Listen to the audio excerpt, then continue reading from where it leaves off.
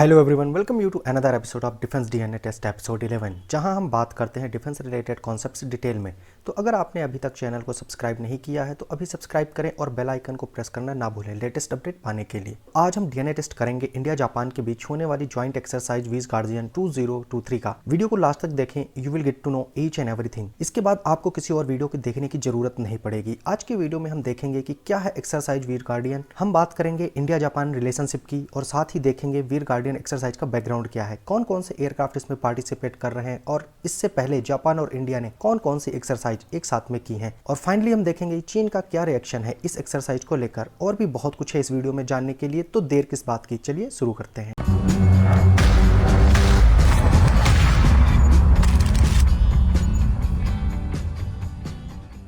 तो सबसे पहले देखते हैं कि न्यूज़ क्या है। हाल के महीनों में जापान ने ज्वाइंट मिलिट्री एक्सरसाइज के साथ साथ अपनी डिफेंस और सिक्योरिटी स्ट्रेटजी को ओवरऑल किया है और चीन के बारे में अपनी चिंताओं को भी इसने जाहिर किया है। भारत, जापान, अमेरिका और ऑस्ट्रेलिया की बढ़ती नजदीकियों से चीन पहले ही परेशान हो गया था, लेकिन अब भारत ने एक नए कदम से वह और बौखला गया है। दरअसल भारत और जापान ने सोमवार यानी 16 जनवरी को टोक्यो के पास अपना पहला ज्वाइंट फाइटर जेट एक्सरसाइज वीर गार्डियन 2023 शुरू कर दिया था। यह एक्सरसाइज टोक्यो के नॉर्थ ईस्ट में इबाराकी प्रांत में हयाकुरी एयर बेस में कंडक्ट की जा रही है, जो कि 26 जनवरी को ओवर हो चुकी है। इस अभ्यास का उद्देश्य चीन को साफ तौर पर यह मैसेज देना है कि जापान इस क्षेत्र में भारत को वायु सहायता दे सकता है, जबकि अगर जरूरत पड़े तो भारत भी इंडो पैसिफिक रीजन में जापान को पूरी ताकत के साथ सहायता कर सकता है। इसके साथ ही चीन को क्वाड की प्रेजेंस का भी एहसास कराना है, जिसमें भारत, जापान, अमेरिका और ऑस्ट्रेलिया साझेदार हैं। अब देखते हैं कि इस एक्सरसाइज में इंडिया और जापान के कितने कितने एसेट्स पार्टिसिपेट कर रहे हैं। तो जापान के रक्षा मंत्रालय की तरफ से जारी एक बयान में कहा गया है कि 11 दिवसीय संयुक्त अभ्यास में 8 जापानी लड़ाकू जेट शामिल हो रहे हैं और भारत के 4 लड़ाकू विमान, 2 ट्रांसपोर्ट एयरक्राफ्ट और 1 air to air refueller participate कर रहा है। इस एक्सरसाइज में लगभग 150 भारतीय वायुसेना के कर्मी भी भाग ले रहे हैं। 12 से 26 जनवरी तक होने वाले इस अभ्यास में भारत के सुखोई 30 MKI, 2 चार्ली 17 और 1 IL-78 air to air refueller participate कर रहे हैं। इस एक्सरसाइज में जापान एयर डिफेंस फोर्सेस की 4 F-2 और 4 F-15 विमान एक साथ पार्टिसिपेट करेंगे। आपको बता दें कि दूसरे विश्व युद्ध के बाद जापान ने 7 दशकों तक बुद्ध के शांति मार्ग को अपनाए रखा। उसने अपने डिफेंस बजट को भी 1% तक ही सीमित रखा। सुरक्षा के लिए जापान मोटे तौर पर अभी तक अमेरिका पर निर्भर रहा है, लेकिन चालबाज चीन और गैर जिम्मेदाराना उत्तर कोरिया जैसे पड़ोसियों ने जापान को सैन्य ताकत बढ़ाने पर फोकस करने को मजबूर कर दिया है। चीन के खतरे से निपटने के लिए जापान ने अगले 5 सालों में अपने डिफेंस बजट को 2 गुना करने का लक्ष्य किया है। इसके साथ ही वह अमेरिका और चीन के बाद डिफेंस पर खर्च करने वाला तीसरा सबसे बड़ा देश बन जाएगा। अब हम एक बार देख लेते हैं कि इंडिया और जापान का रिलेशनशिप कैसा रहा है और कब इसकी स्टार्टिंग हुई है। तो कहा जाता है कि जापान और भारत के बीच जो संस्कृति का एक्सचेंज है वो 6वीं शताब्दी में शुरू हुआ था, जब जापान में बौद्ध धर्म की शुरुआत हुई थी। द्वितीय विश्व युद्ध के बाद 1949 में भारतीय प्रधानमंत्री जवाहरलाल नेहरू ने टोक्यो में यूनो चिड़ियाघर में एक भारतीय हाथी को दान किया था। इससे जापानी लोगों के जीवन में एक नई प्रकाश की किरण आई, जो अभी तक विश्व युद्ध के हार में उभर भी नहीं पाए थे।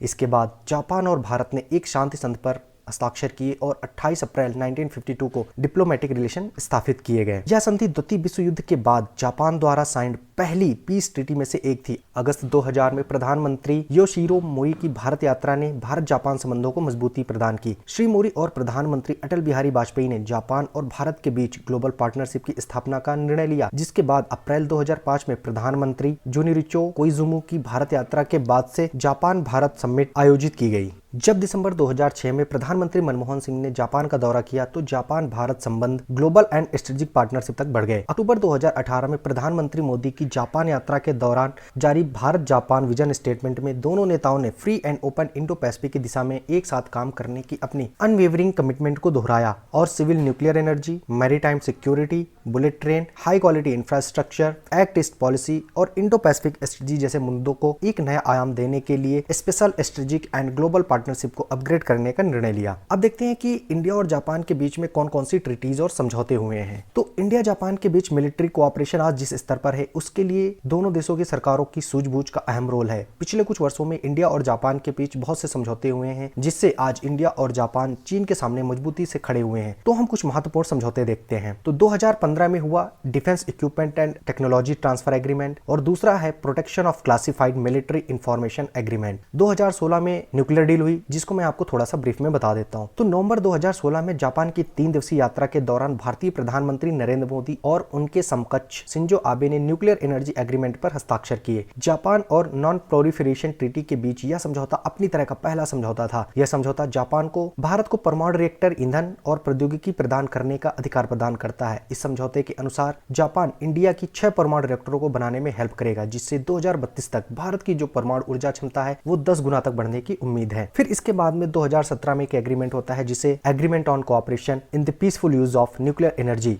इंडिया और जापान के रिलेशन को इस स्टेज तक पहुंचने में इन एग्रीमेंट्स का बहुत ही ज्यादा योगदान रहा है। अब हम देखते हैं कि जो एक्सरसाइज वीर गार्डियन है इसका क्या बैकग्राउंड है। तो अक्टूबर 2008 में प्रधानमंत्री मनमोहन सिंह की जापान यात्रा के दौरान जापान और भारत के बीच सुरक्षा सहयोग पर संयुक्त घोषणा की गई। 2019 में जापानी और भारतीय रक्षा और विदेश मंत्रियों के बीच बातचीत के दौरान दोनों देशों ने इस ड्रिल पर सहमति जताई, लेकिन कोरोना के कारण इसमें देरी हो गई। इसके बाद भारत और जापान ने इस युद्धाभ्यास की योजना सितंबर 2022 में आयोजित 2+2 टॉक के दौरान बनाई। इस वार्ता के दौरान ही तय हुआ कि भारत की तरफ से जापान को काउंटर स्ट्राइक मिसाइल हासिल करने में मदद की जाएगी। अब हम हाल ही में हुई कुछ मिलिट्री एक्सरसाइज को देखते हैं। 2022 में पिछले साल फरवरी मार्च में एक्सरसाइज थर्म गार्डियन 2022 हुई थी, जो ओवरसीज ट्रेनिंग नोट बेलगाम में भारतीय सेना और जापानी ग्राउंड सेल्फ डिफेंस फोर्सेस के बीच एक वार्षिक अभ्यास है।